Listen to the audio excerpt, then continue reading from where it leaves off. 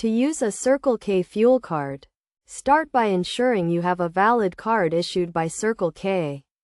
This card is typically provided to businesses or individuals who have applied for a fuel card program. Before you begin, make sure you have your unique card and personal identification number, or PIN, which is required for secure transactions. When you arrive at a Circle K station, pull up to the pump and insert your card into the payment terminal. Select the option to pay with a fuel card and follow the on-screen instructions. You will be prompted to enter your PIN, so enter the correct number to authenticate the transaction.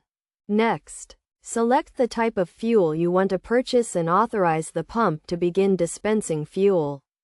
The payment terminal will display the fuel price and the amount of fuel dispensed.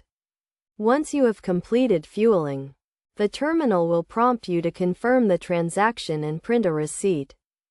It is essential to keep track of your fuel card transactions, including the date, time, location, and amount of fuel purchased. You can access this information online through your Circle K fuel card account or by contacting the customer service department.